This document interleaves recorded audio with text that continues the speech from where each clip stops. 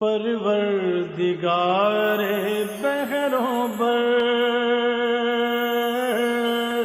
پروردگار بہروں بر۔ اعوذ باللہ من الشیطان الرجیم، بسم اللہ الرحمن الرحیم۔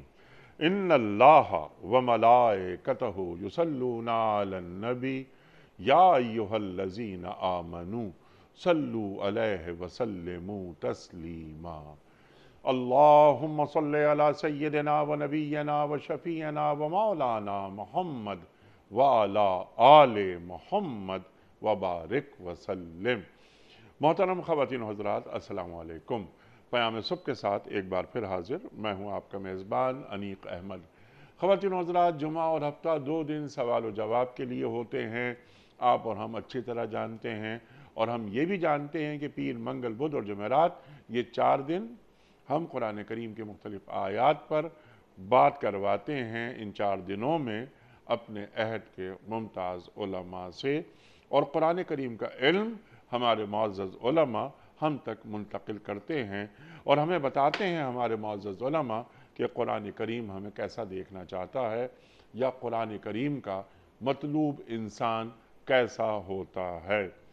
خواتین و حضرات، جمعہ ہفتہ سوال و جواب کے لیے آپ کے سوالات آتے ہیں، ہم یکجا کرتے ہیں اور اپنے عہد کے ایک ممتاز مفتی صاحب کی خدمت میں پیش کرتے ہیں۔ کچھ سوالات ہم پاکستان کے مختلف شہروں میں کھڑے ہو کر ریکارڈ کرتے ہیں، وہ ویڈیو کوئسچنز بھی ہم مفتی صاحب کی خدمت میں پیش کرتے ہیں۔ آج کے ہمارے معزز مہمان محترم مفتی ارشاد احمد اعجاز صاحب۔ خواتین و حضرات، مفتی ارشاد احمد اعجاز صاحب ہمارے ملک کا ایک معروف نام، مقبول نام، فارغ التحصیل، دارالعلوم کراچی۔ ایک دنیا کا آپ نے سفر کیا، آج کے جو مسائل ہیں ان پر بھی گہری نگاہ ہے آپ کی، اور ان کا حل آپ عطا فرماتے ہیں قرآن و سنت کی روشنی میں۔ حال ہی میں آپ نے کراچی یونیورسٹی سے PhD کی ڈگری حاصل کی۔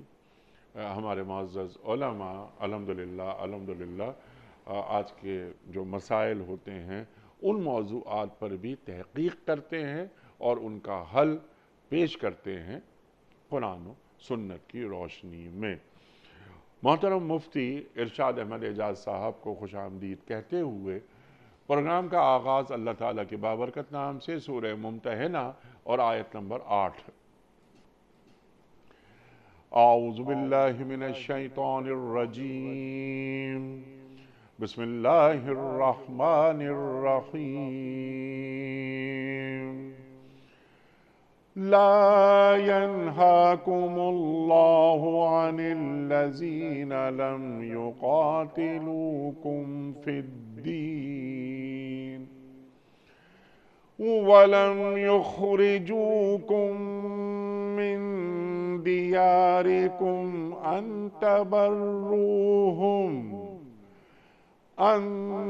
تبروهم وتقسطوا إليهم إن الله يحب المقسطين۔ صدق اللہ العظیم۔ اللہ تمہیں اس بات سے نہیں روکتا کہ تم ان لوگوں کے ساتھ نیکی اور انصاف کا برتاؤ کرو جنہوں نے دین کے معاملے میں تم سے جنگ نہیں کی ہے اور تمہیں تمہارے گھروں سے نہیں نکالا ہے۔ اللہ انصاف کرنے والوں کو پسند کرتا ہے۔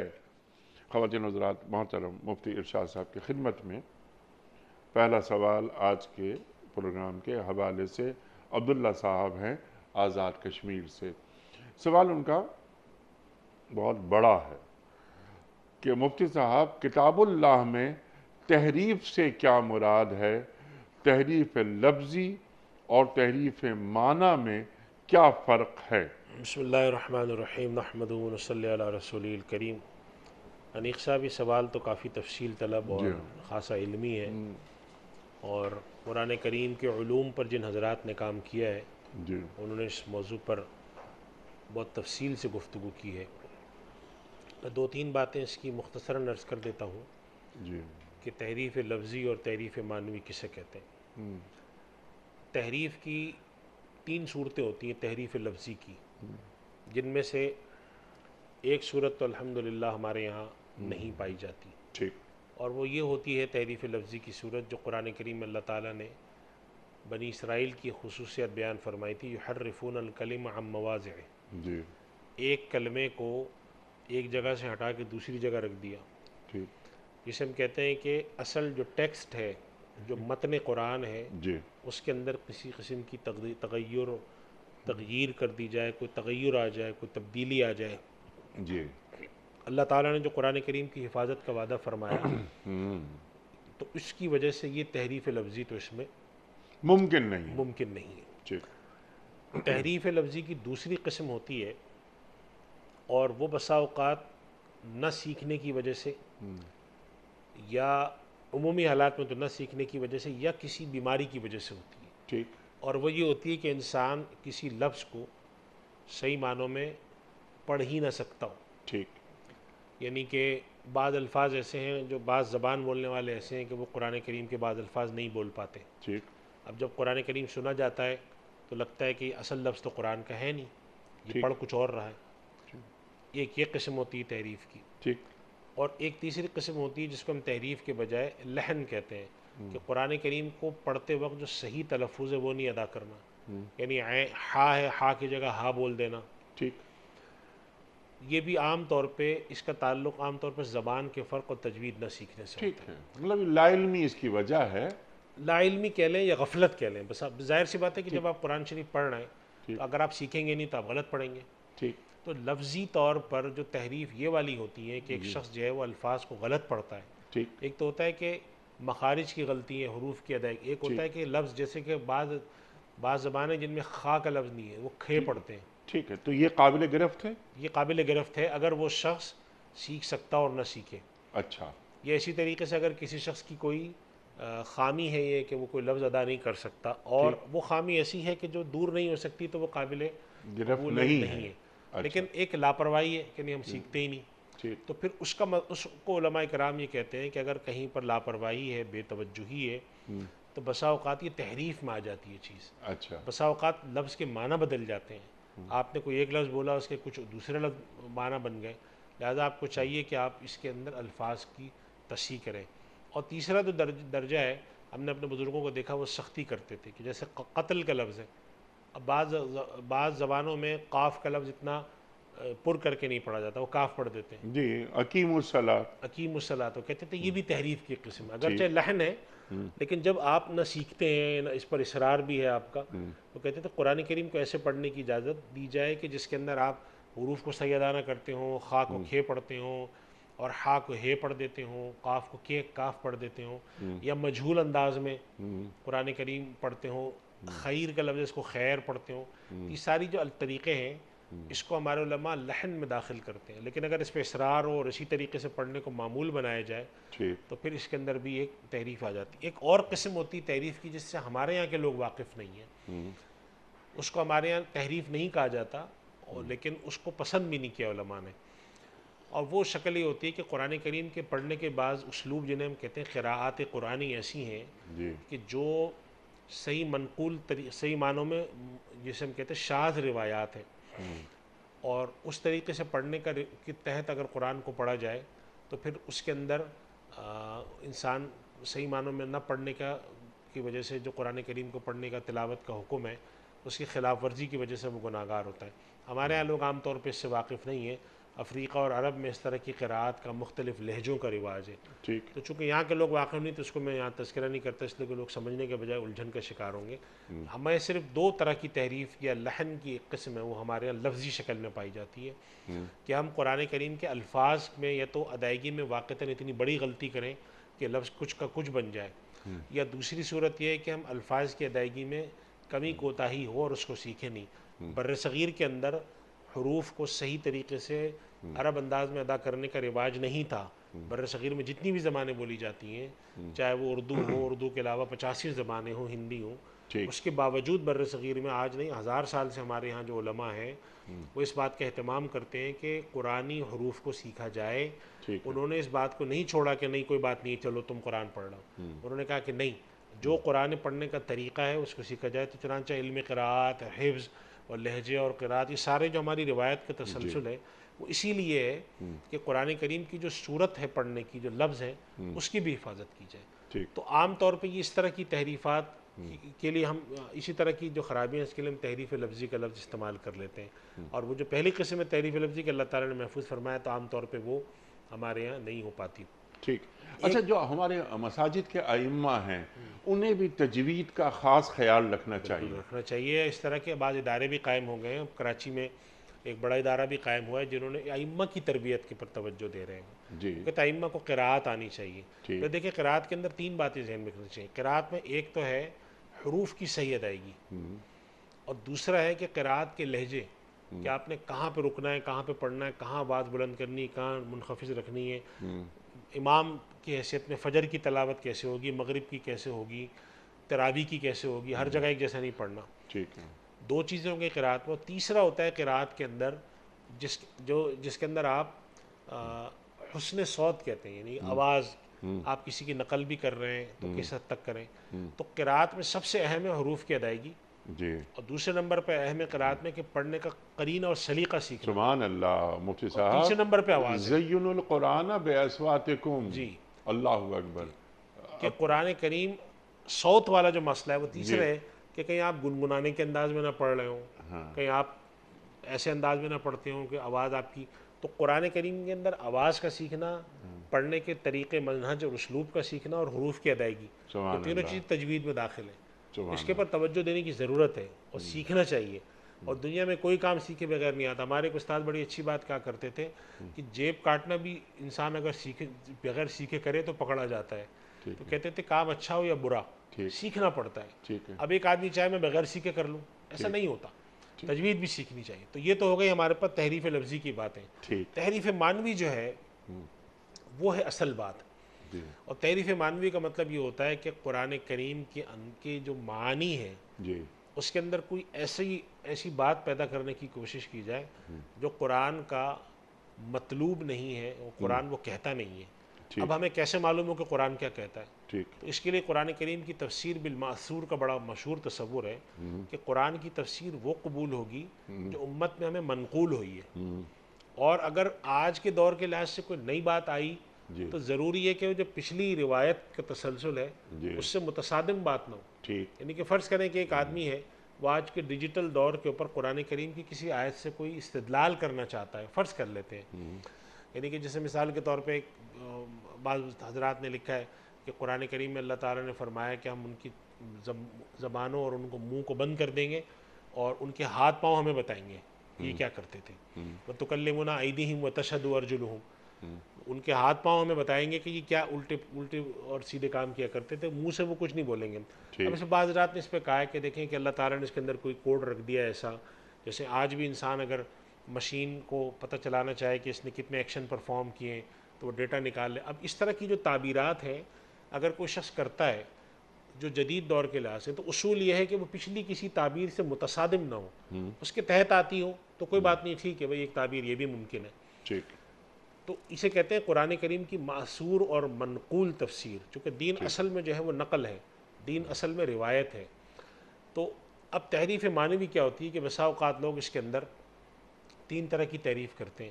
ایک تو معنی بالکل بدل دیتے ہیں، یعنی کہ میں ابھی آپ کو حال میں ہی سناتا ہوں کہ میرے پاس 2 سال پہلے میرے بہت اچھے جاننے والے ایک صاحب ہیں، کسی بڑی کمپنی کے چیف ایگزیکٹو ہیں، تو ان کا فون آیا میرے پاس، کہنے لگے کہ میں بڑا پریشان ہوں، میری جو بیوی ہے ان کا کوئی بھانجا وغیرہ باہر سے آیا ہالینڈ سے، وہ صوفیزم پہ PhD کر رہا ہے۔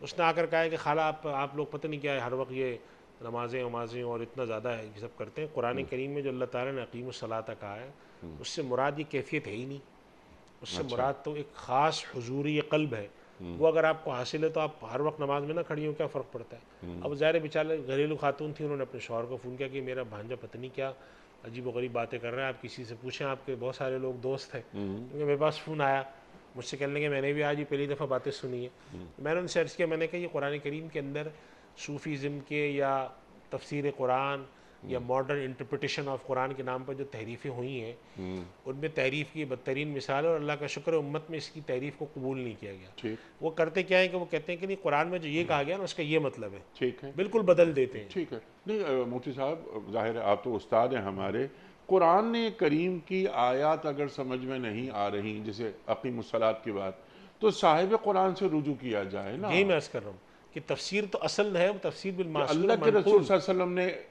نماز کس طرح پڑھی. اصل یہ ہے امت میں صحابہ کرام کے زمانے سے آج تک جی امت نے قرآن سمجھنے کے لیے صاحب قرآن کی طرف رجوع کیا ہے. سبحان اللہ, سبحان اصول اللہ. تفسیر صاحب قرآن طے کرتے ہیں. اس کی تشریح اور دور کے لحاظ سے مختلف ہو سکتی ہے. میں نے اصولی بات عرض کی کہ جتنی بھی جدید تشریحات ہوں گی وہ ضروری ہے کہ جو پہلی تشریحات اور اصول و ضوابط صاحب قرآن نے بتا دی اس کے تحت ہوں, تابع ہوں. سبحان اللہ. اس کے تحت رہتے ہوئے آپ 50 قسم کی تشریح کرتے ہیں اور آج تک ہوتی ہیں. اللہ کے رسول کیا فرما رہے ہیں صلی اللہ علیہ وآلہ وسلم کہ سلو کما رأیتمونی اصلی, نماز پڑھو اس طرح جس طرح تم نے مجھے نماز پڑھتے ہوئے دیکھا. تو صاحب قرآن کو مائنس کر کے نعوذ باللہ کبھی دین سمجھ میں آ ہی نہیں سکتا. صاحب قرآن کو مائنس کر کے انیس صاحب مائنس کرنے کا تصور بھی جو ہے نا جی وہ وہ گناہ کبیرہ ہے. گناہ تو خیر ہے ہی ہے, جی وہ ہے بھی بدعقلی. جی یعنی آج کے دور میں ہم کسی بڑے سائنٹسٹ کو جی جس نے کوئی بڑی ایجاد کی ہوں, جس نے ہمارے یہاں جو مختلف قسم کے فارمولے ہیں اور جو مختلف سائنٹیفک ریسرچ ہوئی ہیں, اس میں جس آدمی نے جو تھیوری پیش کی ہو اس کو ہم آج تک پیچھے نہیں ہٹاتے. ٹھیک.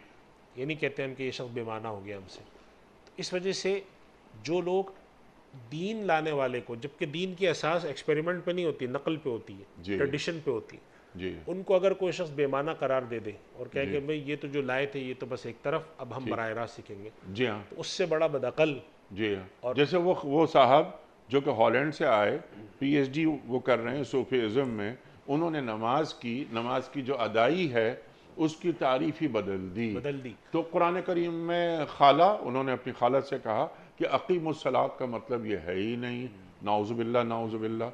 تو سرکار دو عالم صلی اللہ علیہ وآلہ وسلم کے عمل کو وہ حجت کیوں نہیں بنا رہا, حالانکہ پی ایچ ڈی کر رہا ہے. یہی میں عرض کر رہا ہوں کہ وہ پی ایچ ڈی کا جو اصل مقصود ہے, جی بظاہر تو یہ لگتا ہے, باقی اللہ کو معلوم ہے, اس کا مقصود تعلیم و تعلم نہیں ہے, اس کا اصل مقصود تشکیک ہے. آپ جانتے ہیں بہتر مجھ سے زیادہ, آپ کا دنیا میں سفر ہے, کہ آج کے دور میں جو دنیا میں بڑی بات یونیورسٹیز کا اس پہ فوکس ہے کہ مسلمانوں کے ساتھ ہم نے جو مختلف قسم کی جنگیں کی ہیں, تہذیبی جنگیں کی ہیں, علمی کی ہیں, تو ایک علمی جنگ کا بڑا پہلو ہے جو کہ خاصا قدیم ہے, مستشرقین کے زمانے سے اورینٹلسٹ اپروچ والا ہے, اور اس کو آپ آج سے اگر 100 سال پہلے سے بھی ملا لیں تو اس کا پورا جو خلاصہ اور کرکس ہے وہ تشکیک ہوتا ہے. جی ہاں. کہ کسی بھی شخص کو آپ پڑھائیں, لکھائیں, کچھ بھی کریں, اس کے اندر تشکیک پیدا کریں. تو الہاد پیدا کرنا, تکفیر پیدا کرنا, تشکیک پیدا کرنا, یہ مختلف فکری جنگ کی مختلف جہات ہیں. اور یہ تحریف معنوی تشکیک کی طرف لے کے جاتی ہے. ایک بہت بڑا ہتھیار ہے. اور تحریف معنوی سب سے پہلے اللہ کے کلام میں اور پھر اب اس کے بعد حدیث میں بھی کر دو. تو تکفیر, یہ جو ہم کرتے ہیں تحریف معنوی, اس کا مفہوم یہ ہے کہ جو دین کی اصل تفسیر و تشریح آ رہی ہے نا, اس کو پس پش ڈال کے تشریح کرنا, اس کو پس پش ڈالے بغیر اس کو سامنے رکھ کے اس کے اصول میں تشریح کرنا امت میں کبھی بھی منع نہیں رہا, اور ہمیشہ ہر دور میں ہوئی ہے. ہر دور میں امت میں نئی نئی چیزیں آتی رہی ہیں اور اس کی تشریحات ہوتی رہی ہیں. لیکن آپ کہیں کہ نہیں اب یہ تشریح تو ہو گئی پس پشت, اب میں جو کہہ رہا ہوں وہ صحیح ہے. یہ تحریف معنوی کی مختلف قسم ہے. پھر اس کی بہت ساری تفصیلات اگر ہم آگے چلے جائیں تو نکلتی ہیں, لیکن خلاصہ کلام یہ ہے کہ اللہ تعالیٰ نے جو نبی صلی اللہ علیہ وسلم پر کلام اتارا اور آپ صلی اللہ علیہ وسلم نے خود اس کی تشریح فرمائی اور امت میں وہ نقل در نقل ہو کر پہنچی, اس سے خاص قسم کا آپ کو عقیدہ, خاص قسم کا دین کا تصور سمجھ میں آتا ہے. وہ دین کی اساس ہے. اس سے بغاوت کرنے والا یا اس سے 100% متصادم کوئی بھی نظریہ ہوگا وہ تحریف ہے. یہ بات ٹھیک ہے کہ جب کوئی چیز آپ تک منتقل ہو کر آتی ہے تو اس کے اپنے اندر بھی اختلاف ہوتے ہیں, لیکن وہ اختلاف جسے ہم کہتے ہیں اصولی نہیں ہوتے، وہ تشریحی ہوتے ہیں، یہ فروعی ہوتے ہیں. ٹھیک. یعنی آج بھی جتنی بھی امت میں اختلافات صحیح، لیکن اللہ پر، قرآن پر، کعبے پہ تو سب متفق ہیں. جی. اس کی ذیلی تشریحات میں اختلاف ہو سکتا ہے، لیکن اگر ایسی کوئی تشریح لا کے پیش کر رہا ہے جس کے تحت وہ کہتا ہے کہ دین جو ہے نا وہ ریاست کو مطلوب ہی نہیں ہے، یا کوئی آ کر کہتا ہے کہ اللہ کے نبی صلی اللہ علیہ وسلم نے جو کچھ بھی کام کیا یا دعوت دی وہ آپ کی حیات تک وہ خاص تھی، لیکن آپ کی حیات کے بعد اب امت کے لیے امت دعوت کے بجائے امت تبلیغ کا تصور موجود ہے، دعوت نہیں دیں گی وہ دوسروں سے جا کے. تو اس قسم کی جو تحدیدات ہیں جب ہم اس کو قرون اولیٰ سے جب ملاتے ہیں کہ اللہ کے نبی صلی اللہ علیہ وسلم، صحابہ کے بعد کے ادوار، مسلمانوں کے غلبے کے دور، ان میں ہمیں یہ باتیں نہیں ملتی، تو اس کا مفہوم یہ ہے کہ یہ ساری باتیں دین کے اندر شامل کی جا رہی ہیں، دخیل ہیں. تو یہ وہ تصورات ہیں جو تحریف منوی کے تحت آتے ہیں، اور آج کل اس کا بڑا غلبہ ہے الہاد کے شکل میں، جدت پسندی کے نام پہ، تجدید کے نام پر ایسی بہت ساری چیزیں ڈالی جاتی ہیں. ٹھیک ہے. اچھا، سوال اب یہاں پر آپ کی خدمت میں یہ پیش کر رہا ہوں کہ اللہ تعالیٰ نے حفاظت قرآن کا وعدہ کیا ہے، جس جانب آپ نے اشارہ بھی فرمایا، یعنی انا نحن نزلنا الذکر وانا لہ لحافظون. اللہ نے قرآن کریم اور کسی کتاب وہ خواہ آسمانی ہو یا غیر آسمانی، حفاظت کا وعدہ اللہ نے نہیں کیا. تو جس طرح لفظ کی حفاظت کا وعدہ اللہ نے فرمایا ہے، تو کیا اسی طرح معنی کی حفاظت کا بھی وعدہ اللہ نے فرمایا ہے؟ دیکھیے، لفظ کی حفاظت پر تو سب کا اتفاق ہے کہ لفظ کی حفاظت پہ تو اللہ تعالیٰ نے کا وعدہ ہے. ٹھیک. معنی کی حفاظت پر بھی ہمارے علماء کی رائے یہ ہے اتفاقی طور پہ کہ جب من حیث المجموع اس کے معنی نکلتے ہوں گے دین کے، توحید ہے، عقیدہ آخرت ہے، اللہ پر ایمان ہے، اور حلال حرام کے اصول ہیں، عبادات کا تصور ہے، اس کی اللہ تعالیٰ امت میں حفاظت فرمائے گا. چنانچہ امت ان معاملات کو پس پش ڈالنے کے معاملے میں کبھی بھی گمراہ نہیں ہوگی. ٹھیک. یعنی اصلاً یہ چیزیں حلال اور حرام کے تصورات جو کہ دین سے ہمیں ملیں، ٹھیک. اللہ اس کی حفاظت فرمائے گا قرآن سے جو ملیں، ٹھیک ہے. توحید کی، آخرت کی. جی بالکل. اور اللہ کے رسول صلی اللہ علیہ وسلم کا فرمان یاد آ رہا ہے کہ میری امت کی اکثریت کبھی گمراہی پر جی، یکجا مراد نہیں یہی ہے ہوگی. کہ عملی طور پر کوتاہی ہو، سستی ہو، سہل پسندی آ جائے، لیکن حلت حرمت کی بات تک معاملہ نہیں جائے گا. آپ کسی سے بھی پوچھیں گے بھئی کیا کرتے ہو، کہے گا صاحب غلط کرتے ہیں ہم، ٹھیک. صحیح کام یہ ہے ہم نہیں کرتے. ٹھیک. تو ایک یہ ہے کہ اس معنی میں اللہ تعالیٰ نے کی جو دوسری بعض روایات آتی ہیں کہ اللہ تعالیٰ نے جو حفاظت کا وعدہ کیا ہے اس سے مراد یہ والی حفاظت بھی ہے کہ لفظ کی شکل میں بھی اور معنی کی شکل میں بھی، لیکن اس کے اوپر عمل کی شکل میں یا اس کی تفصیلات میں کی تفصیلات اور تشریحات کے اوپر اس کے اندر ظاہر ہے کہ امت کے اندر کمی کوتاہی ہو سکتی ہے، لیکن من حیث المجموع کوئی چیز خراب کر دی جائے یا کوئی شخص آ کے پورے من حیث المجموع بدل دے، حلال کو حرام، حرام کو حلال کر دے، دین کا تصور بگاڑ دے، تو اللہ تعالیٰ اس امت میں اللہ کے نبی صلی اللہ علیہ وسلم کی دعا کی برکت سے اللہ تعالیٰ اس امت کو ایک عصمت اجتماعی کی شکل میں رکھتے ہیں کہ امت مجموعی طور پہ گمراہ نہیں ہوتی.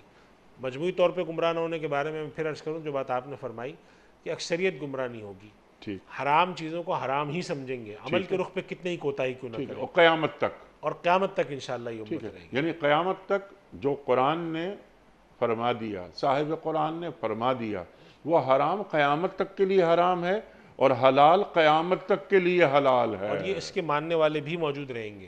اصول تو یہ توریت اور انجیل میں بھی ہے. جی. حضرت عیسیٰ علیہ السلام جب تشریف لائے تو جو آپ نے حرام قرار دیا تو اللہ کے نبی صلی اللہ علیہ وسلم کی آمد تک وہ چیز ویسی ہی تھی، اور جن لوگوں نے اللہ کے نبی پر ایمان نہیں لاتے تو ان کے حق میں وہ چیز تا قیامت وہی ہے. لیکن اگر ایک آدمی حضرت عیسیٰ علیہ السلام پر، حضرت موسیٰ علیہ السلام پر ایمان لاتا ہے اور ان کے حلال کیے ہوئے کو حلال اور ان کے حرام کیے ہوئے کو حرام نہیں سمجھتا، تو اس کا مطلب یہ کہ وہ اپنے یہاں تحریف معنوی کا عملی طور پر مظاہرہ کر رہا ہے. ہمارے دین میں اللہ کے نبی صلی اللہ علیہ وسلم کے ماننے والوں میں جو عصمت اجتماعی کا ہمارے علماء کی رائے ہے وہ یہ ہے کہ اس امت کے بارے میں اللہ کے نبی صلی اللہ علیہ وسلم نے بہت ساری ایسی باتیں فرمائی ہیں جس سے معلوم ہوتا ہے امت کے اندر بھی حالات بہت خراب ہوں گے. آپ نے فرمایا جو پچھلی قوموں نے حرکتیں کی تم بھی وہی کرو گے، حتیٰ کہ اگر وہ کسی گوہ کے بل میں گھس جائیں تو تم بھی جا گھسو گے اس میں، اور اس طرح کی اور بہت ساری ہیں. اس سے معلوم ہے کہ امت کا ایک بڑا طبقہ یا امت میں ایک بہت ایسا بڑا حصہ ہوگا جو کہ ایسے کاموں میں چلا جائے گا جو دین کے بالکل خلاف ہوں گے. لیکن اس کے باوجود جیسے ایک روایت میں آتا ہے کہ اللہ کے نبی صلی اللہ علیہ وسلم فرماتے ہیں کہ میری امت کے اندر اللہ ایک ایسے طبقے کو باقی رکھے گا کہ جو تا قیامت اللہ کے وعدہ آنے تک وہ اسی کے اوپر قائم رہیں گے، کسی چیز سے ان کو خوف نہیں ہوگا، کوئی ڈرانے والا ان کو ڈرا نہیں سکے گا، کوئی ان کو تنگ کرنے والا تنگ نہیں کر سکے گا، حتیٰ کہ وہ، تو اس کا مطلب یہ ہوا کہ اللہ کے نبی صلی اللہ علیہ وسلم پر جو اللہ نے قرآن کریم اتارا ہے اس کی معنوی طور پر، اصولی طور پر اس معنی میں ضرور حفاظت ہوگی کہ اس کی بنیادی جو عقائد اور بنیادی اوامر اور احکام ہیں اس کی حلت اور حرمت اور اس کے اوپر ایمان امت میں برقرار رہے گا، عملی طور پر چاہے اس میں کتنی ہی کوتاہی کیوں نہ ہو جائے۔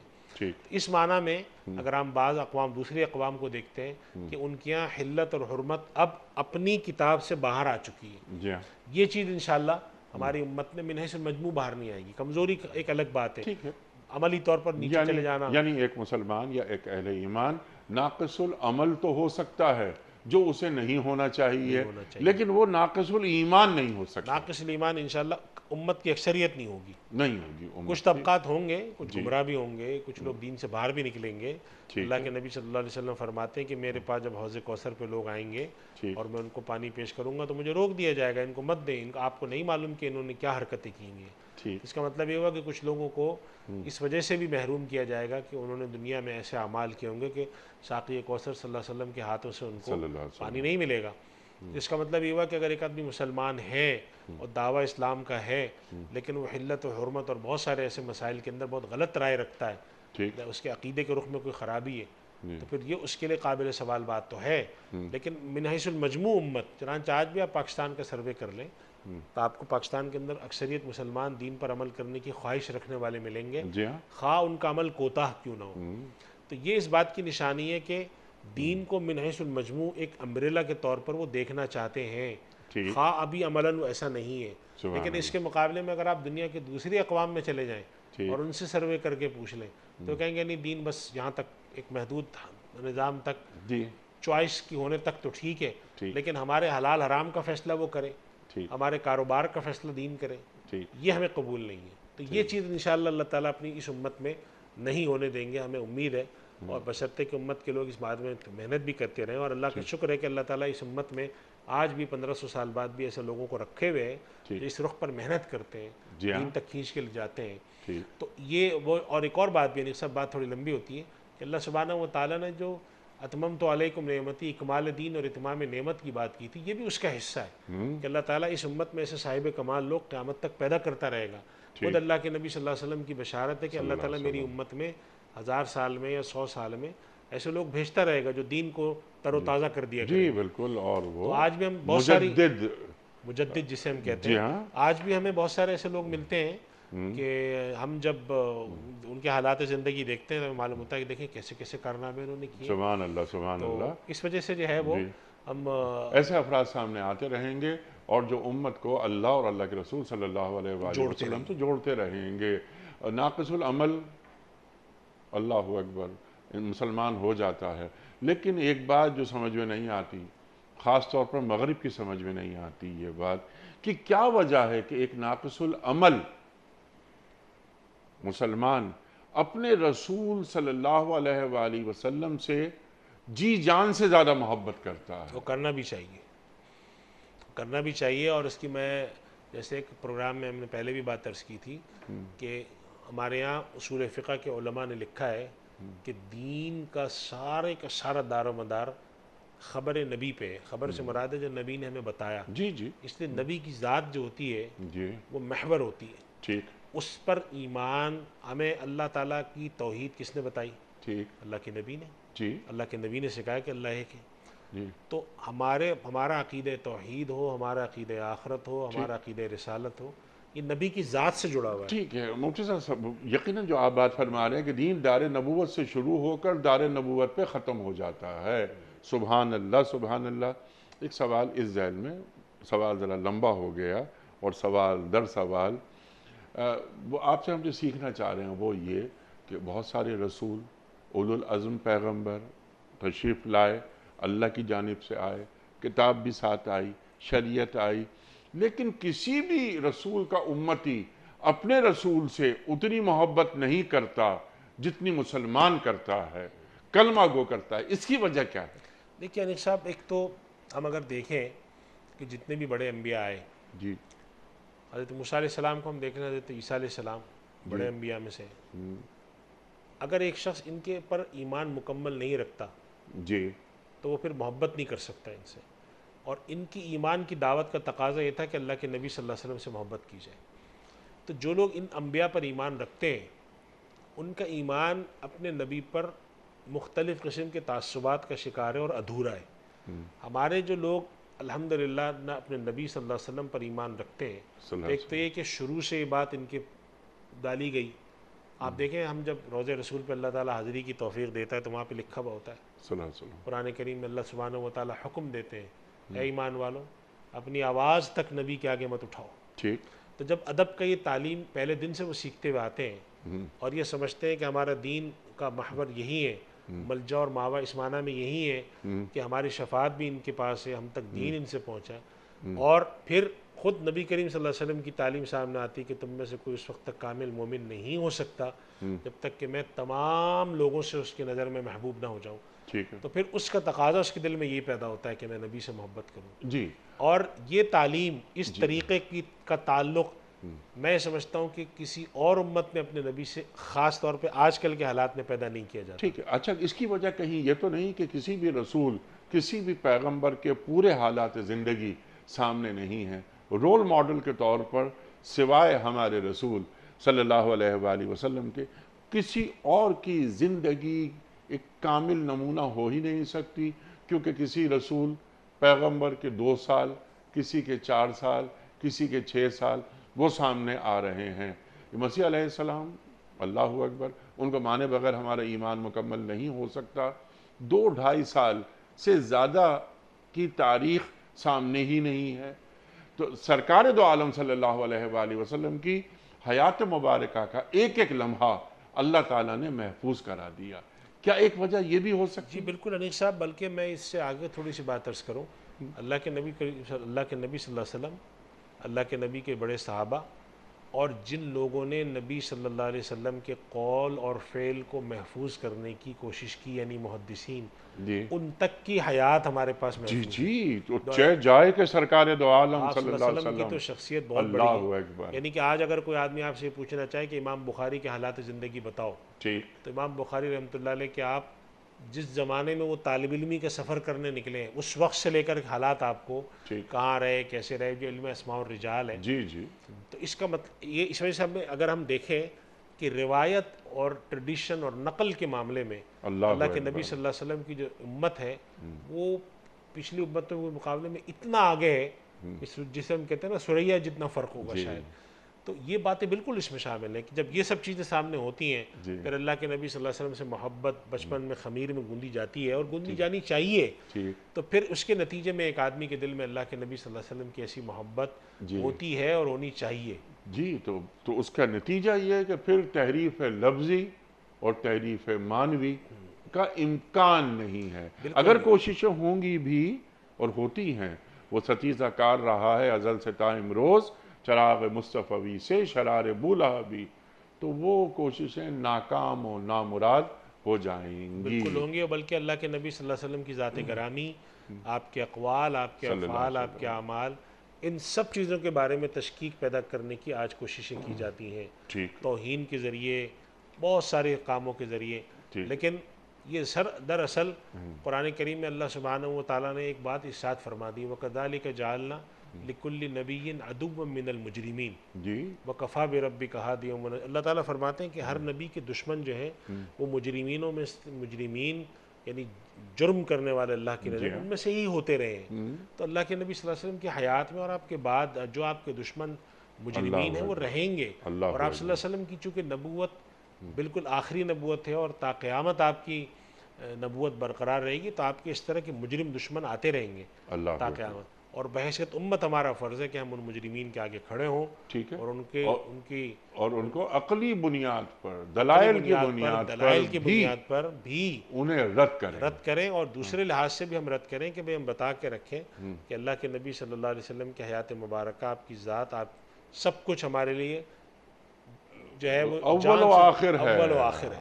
اور جو ہماری آنے والی نسلیں ہیں ان کو بھی بچانا ہے, محفوظ رکھنا ہے کہ ان کے ذہن میں کوئی تشکیک نہ آئے. ہمارے نوجوان سوالات اٹھاتے ہیں بہت سارے، تو جو دین پیش کرنے والے ہیں کم از کم وہ علمی سطح ان کی اتنی بلند ہو کہ ہمارے نوجوانوں کے سوالات کو پہلی بات تو یہ کہ وہ سمجھ سکیں اور اس کے بعد انہیں شافی جواب دے سکیں، انہیں لاجواب نہ کریں، انہیں قائل کریں۔ مفتی صاحب بہت تفصیل سے آپ نے جواب عطا فرمایا۔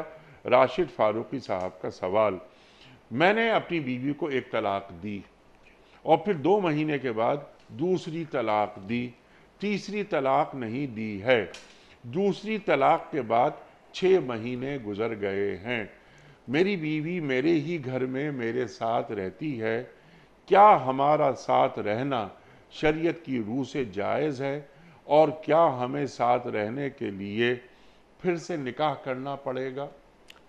ان کی بات سے یہ لگ رہا ہے ساتھ رہنے سے مراد اگر ان کی یہ ہے کہ عام میاں بیوی جیسے رہتے ہیں ویسے رہ رہے ہیں، تو اس کا مطلب ہے انہوں نے 2 طلاقیں دے دی ہیں اور رجوع بھی کر لیا ہے۔ چونکہ تفصیل تو واضح نہیں کہ ایک ساتھ کیسے رہتی ہیں وہ۔ بعض دفعہ ایسا ہوتا ہے کہ لوگ طلاق دیتے ہیں اور بچے بڑے ہوتے ہیں تو وہ اپنی بیوی کو بھیج دیتے ہیں کہ تم اوپر رہو میں نیچے رہوں گا۔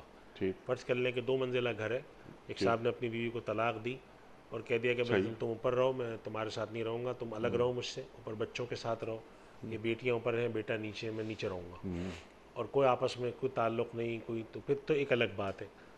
لیکن اگر عام حالات میں ایک آدمی نے اپنی بیوی کو طلاق دی اور پھر وہ ساتھ جیسے رہتے ویسے رہ رہے ہیں، اگر ایک ہی کمرے میں سوتے ہیں، کھانا پینا ساتھ ہے، تو پھر تو اس کا مطلب ہے کہ ان صاحب نے عملاً اپنی بیوی سے رجوع کر لیا ہے۔ اچھا، اب جب دوسری طلاق دی اس کے بعد بھی انہوں نے ان کے ساتھ ہی رہ رہے ہیں تو عملاً رجوع ہو گیا ہے۔ اچھا 2 طلاقوں کے بعد رجوع کر سکتے ہیں، اس میں نکاح کی ضرورت نہیں ہوتی۔ اچھا، البتہ اب اگر انہوں نے خدا نخواستہ کوئی اور طلاق دے دی تو پھر یہ 3 طلاقیں ہو جائیں گی، اچھا، اور یہ 3 طلاقیں جتنے بھی ہمارے یہاں علماء کرام ہیں ان سب کی رائے میں 3 طلاقیں ہوں گی۔ تو اس وجہ سے ان کو چاہیے کہ اب اس میں احتیاط کریں، اور اس کے جو انہوں نے رجوع کیا ہے اپنی بیوی سے اس کے لیے اثر انہوں نکاح کی ضرورت نہیں ہے۔ لیکن اگر جو انہوں نے سوال ہے چونکہ بہت زیادہ واضح نہیں ہے، اب اگر وہ سمجھتے ہیں کہ اس سے جواب سے ان کی تشفی نہیں ہو رہی تو پھر ان کو چاہیے کہ وہ سوال میں تفصیل سے لکھیں کہ پہلی طلاق کے بعد جب یہ ساتھ ہی رہتے رہے، الگ رہے، ساتھ رہے، کیسے رہے، تو پھر اس صورت میں، اور پھر یہ کہ دوسری طلاق دی اس کے بعد 6 مہینے گزرے تو وہ 6 مہینے کیسے رہے ساتھ، الگ رہے۔ تو اگر فرض کریں کہ ایسی کیفیت ہے کہ انہوں نے رجوع نہیں کیا اور عدت گزر گئی تو پھر ان کو اپنی بیوی کے ساتھ رجوع کرنے کے لیے نکاح کرنا پڑے گا۔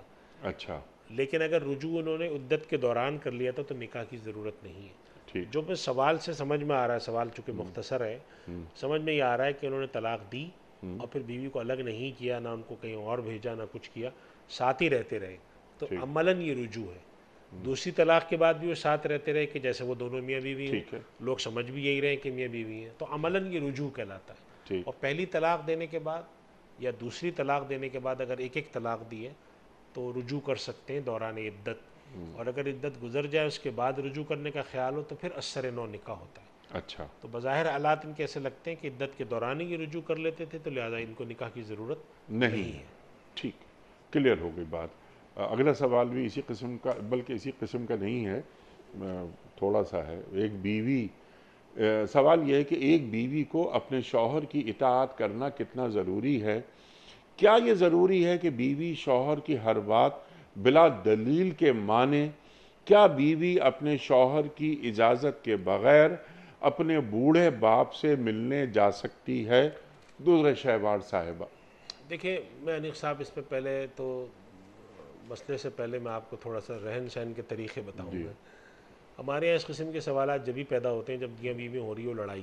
ٹھیک، اللہ تعالیٰ نے جو دنیا میں رشتے بنائے ہیں، دنیا کا کوئی رشتہ بھی صرف قانونی بنیادوں پہ نہیں چلتا۔ ان اللہ یأمر بالعدل والاحسان، سبحان اللہ۔ اللہ عدل یعنی کہ قانون کے مطابق برابر انصاف کے تقاضوں پر بھی عمل کرنے کا حکم دیتا ہے اور بڑھ کے کرنے کا بھی۔ اور دنیا میں سب سے زیادہ عدل و احسان کا جو تقاضا جو رشتہ کرتا ہے اللہ وہ میاں بیوی کا۔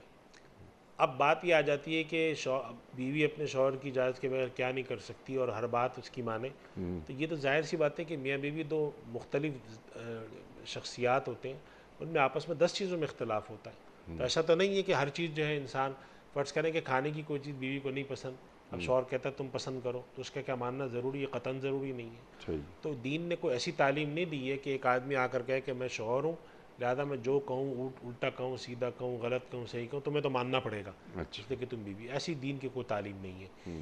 اسی طریقے سے جو یہ کہہ رہی ہیں کہ بوڑھے ماں باپ سے اگر میں ملنے جانا چاہتی ہوں تو اگر بوڑھے ماں باپ سے ملنے وہ ایسے طریقے سے جانا چاہتی ہیں کہ جس میں شوہر کا کوئی بڑا حرج نہیں ہے تو شوہر کو نہیں روکنا چاہیے ماں باپ سے ملنے.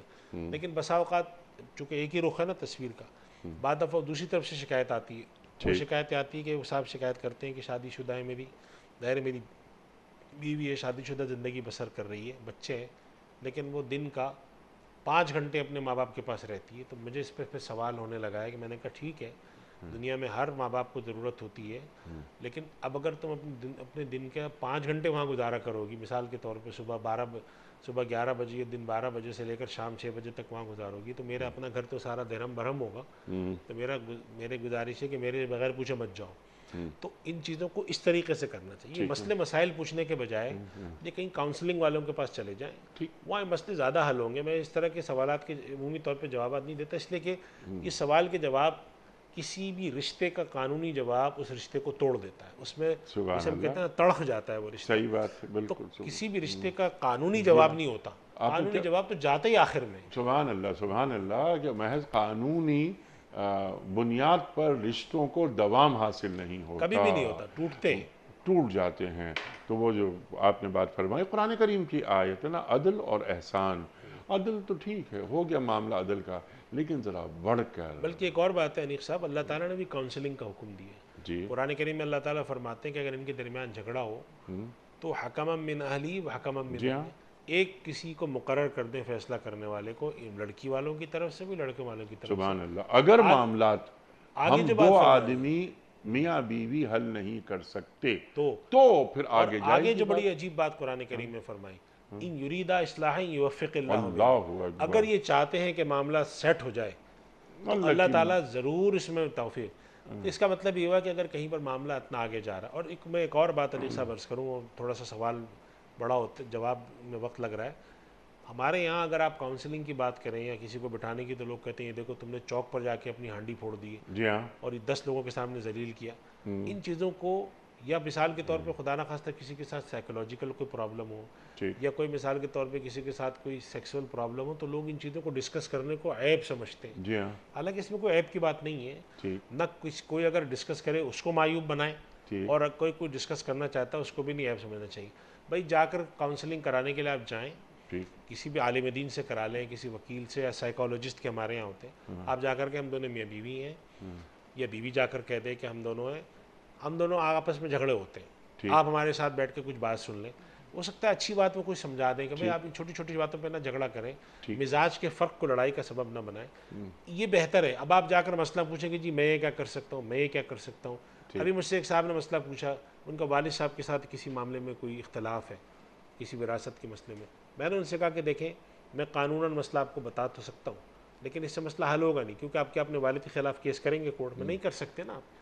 تو اس کا بہتر طریقہ ہے کہ لوگوں کو انوالو کر کے بٹھائیں, کاؤنسلنگ کریں کہ بھائی میں اپنے باپ کے خلاف تھوڑی کورٹ میں جاؤں گا, لیکن اگر مجھے اپنے والد سے شکایت ہے کوئی تو جگہ ہو میری بات سننے کی. یا میاں بیوی آپس میں کہتے ہیں ہم نہیں جانا چاہتے اس مسئلے میں, یا میں جا کر پوچھوں بھائی دیکھیں شوہر, اگر ہم نے تو ایسے ہی دیکھا کہ خدا نخواستہ باپ کی طبیعت یا سسر کی طبیعت خراب ہوتی تھی تو شوہر کی طرف سے ہوتا تھا بھائی جاؤ اپنے باپ ہے تمہارے خدمت کرو, میرے لیے تو سسر ہے تمہارے لیے تو والد ہے. تو ہمارے یہاں تو عمومی طور پر لوگ نہیں منع کرتے ہیں, لیکن اگر معاملہ بسا اوقات یا تو آپس میں ان دونوں کا مزاج میں اتنا آپس میں لڑائی ہوتی ہے, یا کوئی نہ کوئی ایسی مبالغہ امیزی مزاج میں ہوتی ہے جس کے نتیجے میں پھر وہ چلے جاتے ہیں قانونی اس پر حد بندی پہ کہ جی میرا کیا حق ہے اور اس کا کیا حق ہے.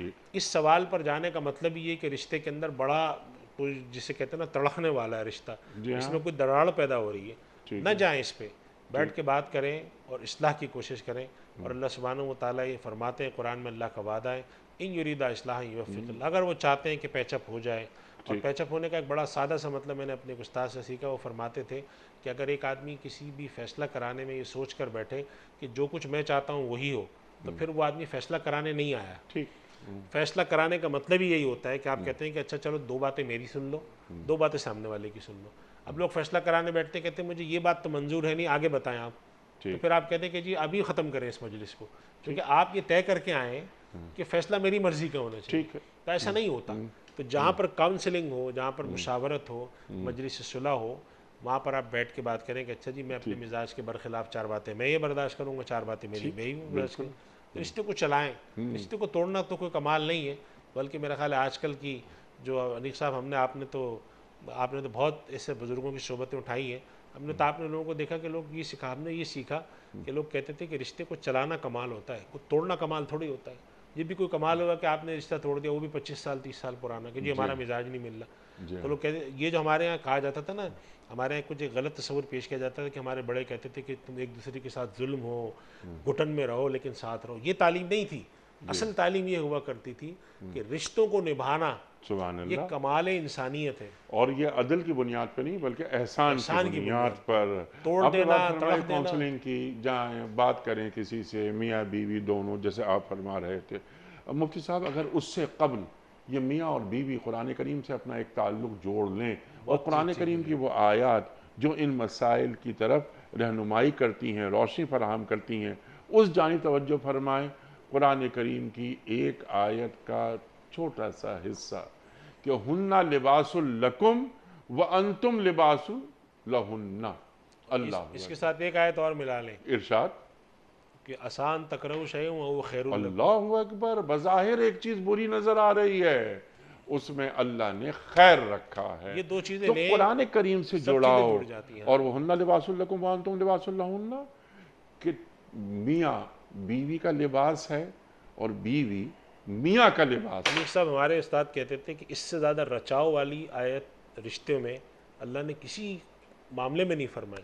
یعنی ہن لباس لکم وانتم لباس لہن، تم اس کا پہناوا وہ تمہارا پہناوا ہے. یعنی رشتوں میں جسے ہم کہتے ہیں گندھاؤ، رچاؤ، رچ بس جانا. اور اس میں سب سے بڑا تقاضا احسان کا کتنا بڑا تقاضا ہے. اللہ اکبر. جب عدل پہ مت چلاؤ، مروت پہ، احسان پہ چلاؤ.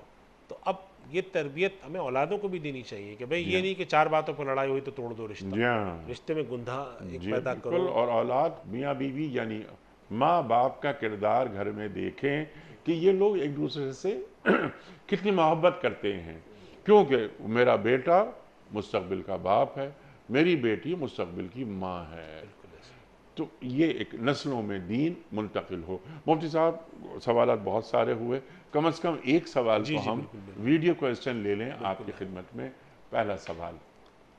السلام علیکم مفتی صاحب، میرا سوال یہ ہے کہ جب ماں باپ فوت ہو جاتے ہیں تو ان کا جو قرض ادا کرنا ہوتا ہے، وہ اگر بچے اس کے اولاد وہ اس حیثیت میں نہ ہوں کہ وہ اس کے قرض ادا کریں تو اس کا کیا طریقہ کار ہوگا؟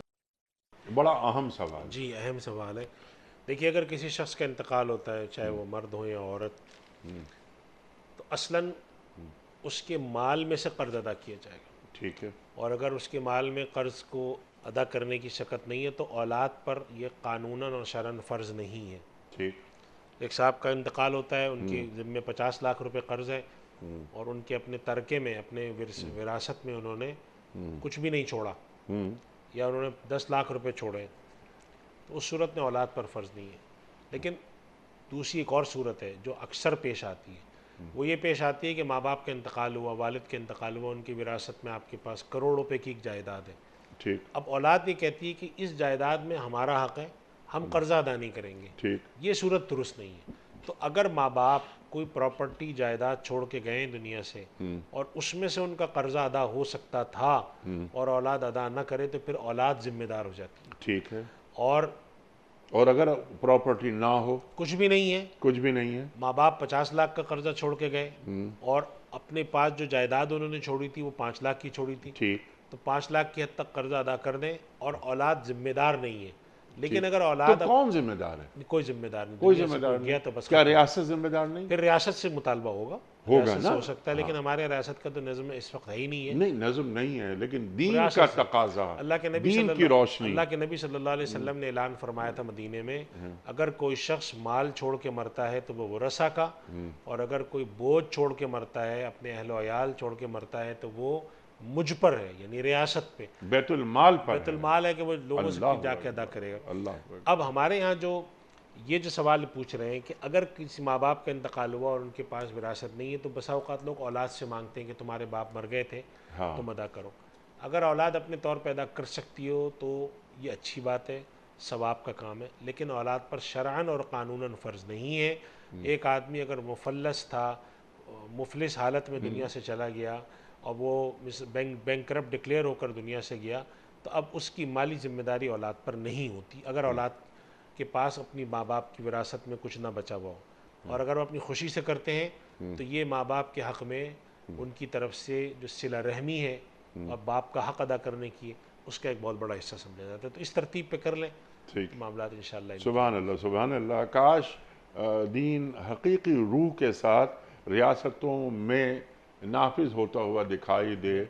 اگر ایک مقروض شخص چلا جاتا ہے اور ایک، جیسے آپ نے مفلس کی بات کی، ایک مفلس آدمی چلا جاتا ہے تو پھر ریاست وہ قرضہ واپس کرے، یہ دین ہمیں تعلیم کرتا ہے۔ ایک سوال جلدی سے اور لے لیتے ہیں جناب والا، مفتی صاحب کی خدمت میں ایک اور سوال۔ السلام علیکم، چوٹ پر خون جمع ہوا ہو تو مفتی صاحب کیا اس پر وضو ہو جاتا ہے؟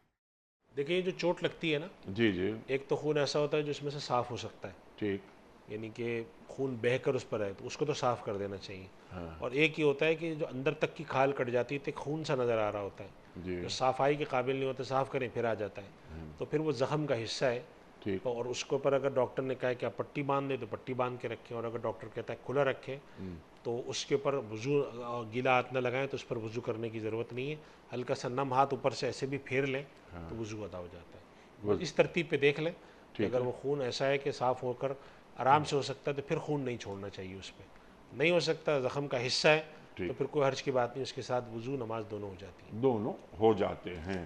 ایک سوال اور مفتی صاحب کی خدمت میں۔ السلام علیکم مفتی صاحب، میرا سوال یہ ہے کہ ہم ایک چھوٹا سا ادارہ چلاتے ہیں، کیا ہم اپنے ملازمین کو نماز الاؤنس دے سکتے ہیں؟ یعنی جو نماز پڑھے گا اس کی تنخواہ میں کچھ اضافی رقم ملے گی، کیا یہ شرعی طور پر درست ہے؟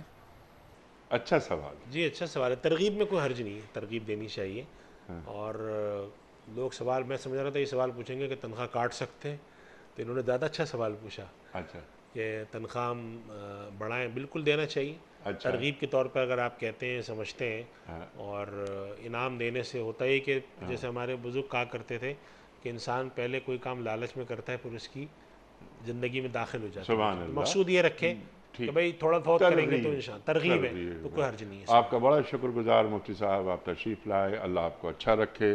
خواتین حضرات، یہ جمعہ اور ہفتہ 2 دن سوال و جواب کے لیے ہوتے ہیں، آپ اور ہم جانتے ہیں، آپ کے سوالات آتے ہیں، مفتی صاحب کے شافی جوابات قرآن و سنت کی روشنی میں۔ پیر، منگل، بدھ اور جمعرات، یہ 4 دن قرآن کریم کی مختلف آیات پر ہمارے معزز علماء گفتگو فرماتے ہیں۔ وقت مکمل ہوا ہمارے آج کے پروگرام کا۔ آپ اور ہم جانتے ہیں کہ پیام صبح کا اختتام ہوتا ہے روزانہ ایک قول پر، اور وہ قول ہوتا ہے صاحب نہج البلاغہ امیر المومنین حضرت علی مرتضیٰ کرم اللہ وجہہ کا۔ آپ فرماتے ہیں کہ کارخانہ قدرت میں تفکر کرنا بھی ایک عبادت ہے، کارخانہ قدرت میں تفکر کرنا بھی ایک عبادت ہے۔ سبحان اللہ سبحان اللہ۔ اپنے میزبان انیق احمد کو کل تک کے لیے اجازت دیجیے، خدا حافظ۔ پروردگار بہروں بر